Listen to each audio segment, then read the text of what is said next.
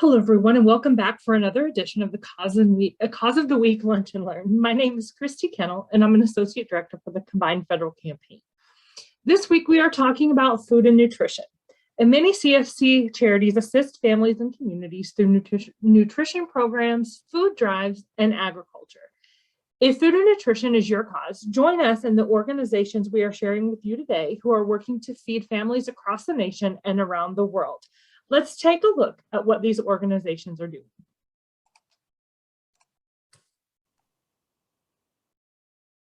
Hi, my name is Jacqueline Hernandez, Associate Director with the Combined Federal Campaign.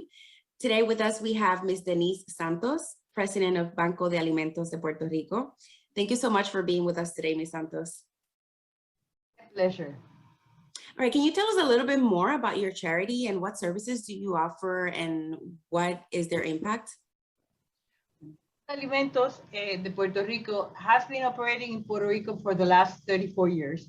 Its mission is only one, and it's very simple. It's to distribute food, hope, and education to people in need in the island. We have been servicing needy populations for a long time, basically trying to take over issues regarding food insecurity. We work with certain special populations, for example, kids. In Puerto Rico, 6 out of 10 kids live under the federal poverty levels. And of those 6, 4 of them live in very poor conditions. We have about 144,000 elderlies who do not have access to food. They don't have transportation. They basically live at home. Either they live alone or they live with relatives who are probably as older as they are. So Banco de Alimentos incorporates in their programs avenues where we reach all these communities. We have Mochila Alegre, which is a program that complements the Department of Education food service. The Department of Education provides these kids probably the only hot lunch they receive during the week from Monday to Fridays, and we basically literally give them a lunch bag for them to take home on Fridays, so they have something to eat during the weekends. They bring it back empty on Mondays, and we deliver it back full on Friday. That program works for the 52 weeks of the year, 365 days. So it's a program that basically is impacting around 1,074 kids in Puerto Rico that have very little to eat. We have another program, which is the elderly program, and we work with the hospitals to provide them food when these patients are released from the hospitals, so they have nutritious food when they get home for the next 30 days after being released from any issues related to chronic illness or any type of situation that got them into the hospital to begin with. Thank you so much for sharing all that information with us. Do you mind please telling us a short story about someone that you have helped throughout your charity? Oh, it's wonderful. It's a wonderful experience to be able to provide, especially kids. These are what we call the future of Puerto Rico, and they have very little. So we take these lunch boxes, to most of them to their homes. With the pandemic, we're not able to visit the schools, so we take the lunch boxes home. And you should see the eyes, the sparkle on the eyes when we get to their homes and we deliver the food boxes. They really go bananas, they open the box and they start, looking at the types of foods that are included. And it's just fantastic, to watch that experience, because it's one time in that child's lives that they basically get, what they are hoping for. So it's a dream come true. It's a miracle. That's really amazing. Thank you so much. And how does your charity benefit from participating in the Combined Federal Campaign? Well, it's great to be able to access, this audience. I mean, there are so many employees that work in the federal government, And this campaign basically puts us at the forefront of the employees who are at the end, you know, who the people who benefit, you know, these organizations. And we really appreciate all that you have provided Banco de Alimentos for the last, I don't know how many years. It's wonderful to see your checks coming in. We feel very, very good about it. And we just want you to continue sending your checks. Our CFC number is 93652. So we hope we continue seeing your name on those checks, you know, for years to come. Thank you so much for your time and for sharing all that great information about your charity as well. Thank you.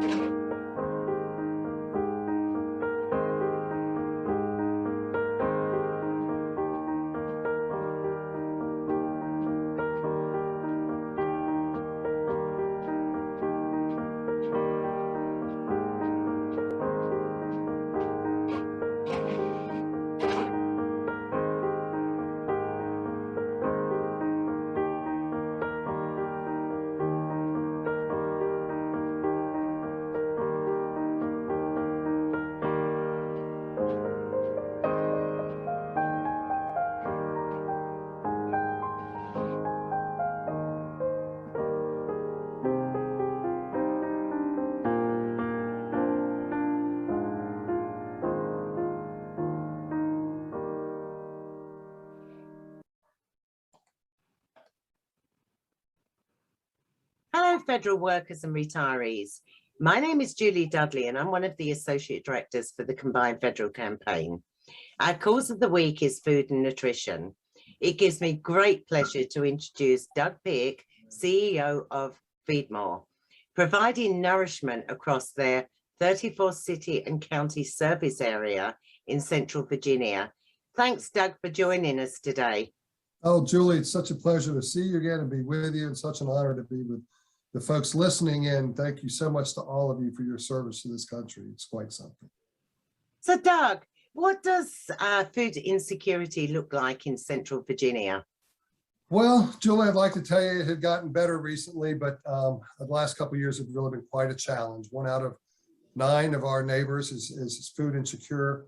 1 out of 6 children are food insecure. It's an equal opportunity issue that folks face. 70% of these individuals each day make decisions on whether to pay for the utility, electric utility, or buy food, whether to pay rent or to buy medicine or to buy food. So really tough decisions for all of them. And this pandemic has recently shown us just how fragile the state of food security is in this country. And we've seen that on the television as well. So that goes into my next question. How is Feed More responding to COVID-19? Well, it was a challenge. Of course, we go back to spring of 20, and literally within 6 weeks, Julie, we had a 50% increase in food insecure individuals. We went from 160,000 to 240,000. 50% increase, 80,000 new citizens and individuals were food insecure. Now, most of those were the recently and newly unemployed, who knew that in this country, all adults, 50% of all adults do not have $500 in time of need. So the pandemic really did wreak havoc on many of our neighbors. But we did all kinds of things. We re-engineered all of our processes. Folks know we did a lot more mobile distributions and touchless distributions. We had to, unfortunately, do away with our volunteers who simply couldn't be put at risk, and re-engineered everything we did to deal with that. And we've come on the other end. I'm very proud of the team and the staff that did it. And of course, the huge amount of support that everyone in this country put forward to us and many food banks that are near them. Nice. And how does the Combined Federal Campaign support impact Feed More's mission? Well, it's impacted us for 17 years, going on 17 years, if you can imagine. The fine folks viewing this have put in over $500,000 to help Feed More. So that's a huge assistance. Over 96 cents of every dollar goes to our programs, not to overhead. So these folks are helping us with our children's programs, with our senior programs, our Meals on Wheels. And particularly of late, we've had to buy a lot more food. Everyone is aware of the supply chain issues. What really has affected the middle of the grocery store, canned vegetables, proteins, soups, peanut butter and tuna fish. So a lot more of the funds have gone to us buying food more than ever due to the lack of donations and the lack of supply chain availability. Well, thank you for letting us know that. Yeah, I know it's been a big help. I know Thanksgiving and Christmas is a busy time for food banks, and you just mentioned about volunteers. Do you have volunteer opportunities? You know, it's so funny at this time of year to see how big the heart is of Central Virginia, because people really do come out.